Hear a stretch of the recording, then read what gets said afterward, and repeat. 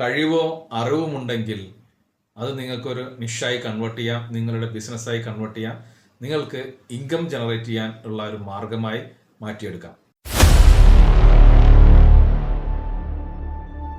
നമസ്കാരം, Rakesh the consultant.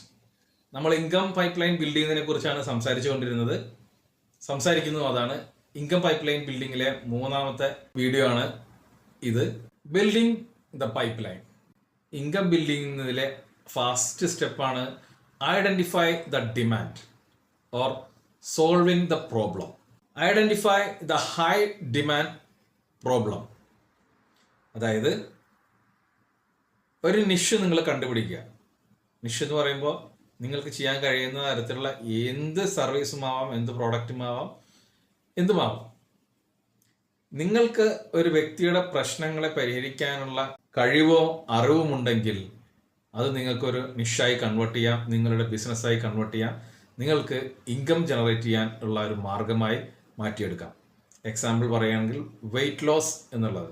Weight loss, നടുവേദനയുള്ള സ്ത്രീകൾക്കും മാത്രമുള്ള വെയിറ്റ് ലോസ് പ്രോഗ്രാം എന്ന് പറഞ്ഞു കഴിഞ്ഞാൽ അത് എക്സ്ട്രീംലി ഡിഫൈൻഡ് ആയിട്ടുള്ള ഒരു ഹൈ ഡിമാൻഡ് പ്രോബ്ലമാണ്. പ്രോബ്ലം സോൾവിങ് ആണ്. പ്രോബ്ലമാണ്, ആ പ്രോബ്ലത്തിനുള്ള സോൾവിങ്ങുമാണ് വെയിറ്റ് ലോസ് ചെയ്യാനുള്ള ട്രെയിനിങ് എന്ന് പറയുന്നത്. അതുപോലെ തന്നെയാണ് സോഷ്യൽ മീഡിയ മാസ്റ്ററി എന്ന് പറയുന്ന ഇന്നത്തെ ഈ കാലത്തുള്ള ഹൈ ഡിമാൻഡ് ആയിട്ടുള്ള ഒരു പ്രശ്നമാണ്. ആളുകൾക്ക് ആവശ്യമുണ്ട്, പക്ഷെ അതിന് പറഞ്ഞു കൊടുക്കാനോ പഠിപ്പിച്ചു കൊടുക്കാനോ കൃത്യമായി ആളുകളില്ല. മൂന്നാമത്തതാണ് പണം ഇൻവെസ്റ്റ് ചെയ്യാനും എങ്ങനെ ലാഭം ഉണ്ടാക്കിയെടുക്കാമെന്നും എവിടെയൊക്കെ സുരക്ഷിതമായി ഇൻവെസ്റ്റ് ചെയ്യാമെന്നും പറഞ്ഞു കൊടുക്കാൻ ആളുകളില്ല. പറഞ്ഞു കൊടുക്കാൻ ആളുകളുണ്ടെങ്കിൽ തന്നെ വേണ്ടുന്ന രീതിയിൽ ആളുകളിലേക്ക് അത് എത്തുന്നില്ല. അടുത്ത ഒരു പ്രോബ്ലമാണ് യോഗ. ഇന്നത്തെ ആളുകൾക്ക് ഒബ്സിറ്റി, മറ്റുള്ള പ്രശ്നങ്ങൾ, ശാരീരികമായിട്ടുള്ള പ്രശ്നങ്ങൾ, മാനസികമായിട്ടുള്ള പ്രശ്നങ്ങൾ ഒക്കെ ഉണ്ട്. അത്തരത്തിലുള്ള പ്രശ്നങ്ങൾക്കൊക്കെ പരിഹാരമായിട്ട് യോഗ നമുക്ക് നിർദ്ദേശിക്കാവുന്ന ഒരു എക്സാമ്പിളാണ്. ഞാനിത് പറഞ്ഞതെന്ന് വെച്ച് കഴിഞ്ഞാൽ ഹൈ ഡിമാൻഡ് പ്രോബ്ലത്തിന് നിങ്ങൾക്കൊരു ആൻസർ കൊടുക്കാൻ കഴിയുമെങ്കിൽ അതാണ് നമ്മുടെ നിഷ്, അതാണ് നമ്മളുടെ business. Identify the high demand problem. ആ ഒരു ഗ്യാപ്പ് നമ്മൾ കണ്ടുപിടിക്കുക. എവിടെയാണ് സപ്ലൈ ആവശ്യമുള്ളത്, എവിടെയാണ് ഡിമാൻഡ് ഉള്ളത്, അവിടേക്ക് സപ്ലൈ കൊടുക്കുക എന്ന് പറയുന്നത് പോലെ എക്കണോമിക്സിൻ്റെ ഏറ്റവും ബേസിക് ആയിട്ടുള്ള ഒരു നിയമമാണ് ഡിമാൻഡ് ആൻഡ് സപ്ലൈ. അതുപോലെ ഹൈ ഡിമാൻഡ് ആയിട്ട് ആളുകൾക്ക് ആവശ്യമുള്ള ഒരു സൊല്യൂഷൻ നിങ്ങൾ കൊടുക്കാൻ നിങ്ങൾക്ക് കഴിയുമെങ്കിൽ നിങ്ങൾക്ക് ഒരു ഇൻകം പൈപ്പ് ലൈൻ ബിൽഡ് ചെയ്യാനുള്ള ആദ്യത്തെ യോഗ്യത ലഭിച്ചു കഴിഞ്ഞു. രണ്ടാമതാണ് ക്രിയേറ്റ് എ ഫണൽ സിസ്റ്റം. എന്താണ് ഫണൽ സിസ്റ്റം? ഈ വീഡിയോ തന്നെ ഒരു ഫണലായി എക്സാമ്പിളായിട്ട് എടുക്കാവുന്നതാണ്.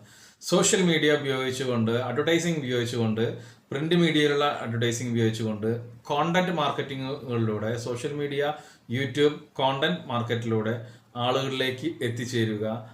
ആർക്കാണോ ഇത്തരം പ്രശ്നങ്ങളുള്ളത് അവർക്ക് സൊല്യൂഷനായിട്ട് ടിപ്സുകൾ കൊടുക്കുക, അവർക്ക് വേണ്ട രീതിയിലുള്ള മാർഗനിർദ്ദേശങ്ങൾ കൊടുക്കുക. അതിലൂടെ അവരെ തങ്ങളിലേക്ക് കൂടുതൽ അട്രാക്റ്റ് ചെയ്യിക്കുക.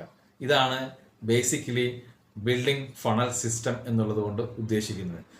ഇനി മറ്റൊരു തരത്തിൽ പറഞ്ഞാൽ കല്യാൺ ജ്വല്ലേഴ്സിൻ്റെ ഒരു പരസ്യം അല്ലെങ്കിൽ കോൾഗേറ്റിൻ്റെ ഒരു പരസ്യം എന്താണ് ചെയ്യുന്നത്?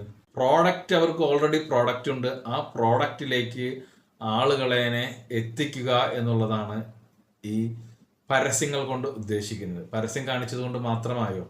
ഒരിക്കലുമില്ല. പരസ്യം കണ്ട് ആളുകളുടെ മനസ്സിലേക്ക് ആ ഒരു പ്രോഡക്റ്റിനെ ഇടിച്ച് കയറ്റിയ ശേഷം, അല്ലെങ്കിൽ ആ വാല്യൂ കൊടുത്ത് അതിലേക്ക് എത്തിച്ച ശേഷം അവരെ കൊണ്ട് ഇത് വാങ്ങിപ്പിക്കുക.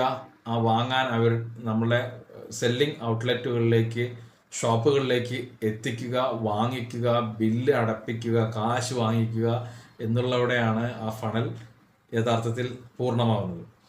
അപ്പോൾ നിങ്ങൾക്കൊരു നിഷ് കണ്ടെത്താൻ കഴിഞ്ഞാൽ അടുത്തത് ചെയ്യേണ്ടത് ഒരു ബിൽഡിംഗ് ദ ഫണൽ സിസ്റ്റം.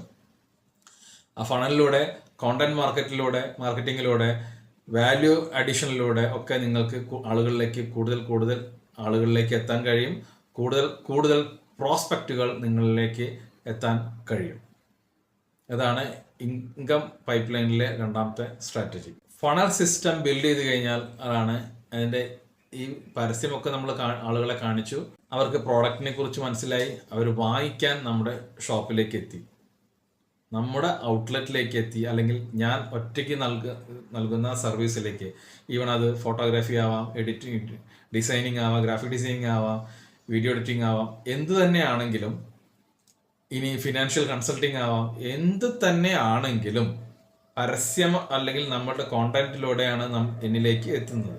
ഇനി എൻ്റെ ഷോപ്പിലേക്കോ എന്നിലേക്കോ എത്തിക്കഴിഞ്ഞാൽ അതിനെ, ആ എൻക്വയറിയെ, ആ പ്രോസ്പെക്റ്റിനെ കൊണ്ട് നമ്മുടെ പ്രോഡക്റ്റ് വാങ്ങിപ്പിക്കുന്നിടത്താണ് ഈ സെയിൽസ് ഫണൽ, സെയിൽസ് ക്ലോസിംഗ് നടക്കുന്നത്.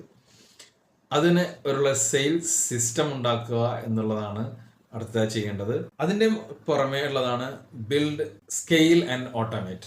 Scale and automation. ഓട്ടോമേഷനിലേക്ക് പോയിക്കൊണ്ടിരിക്കുകയാണ് ഇന്നത്തെ എല്ലാ ബിസിനസ്സുകളും. നിങ്ങളൊരു ബിസിനസ് മെസ്സേജ് വാട്സപ്പിലെ ഒരു ബിസിനസ് അക്കൗണ്ടിലേക്ക് മെസ്സേജ് ചെയ്താൽ ഉടനെ തന്നെ നിങ്ങൾക്ക് ഒരു റിപ്ലൈ വരുന്നുണ്ടാവും. അല്ലെങ്കിൽ ഒരു പച്ച ടിക്കോട് കൂടിയിട്ടുള്ള വെരിഫൈഡ് ആയിട്ടുള്ള വാട്സപ്പ് മെസ്സേജുകൾ നിങ്ങൾക്ക് വരുന്നുണ്ടായിരിക്കും. ഇതൊക്കെ ഇന്ന് എല്ലാതും ഓട്ടോമേഷനിലേക്ക് പോയിക്കൊണ്ടിരിക്കുകയാണ്. അങ്ങനെ നമുക്കും നമ്മുടെ ബിസിനസ് ഓട്ടോമേറ്റ് ചെയ്യാം. നമുക്ക് കൂടുതൽ കാര്യങ്ങൾ അടുത്ത വീഡിയോയിൽ ചർച്ച ചെയ്യാം.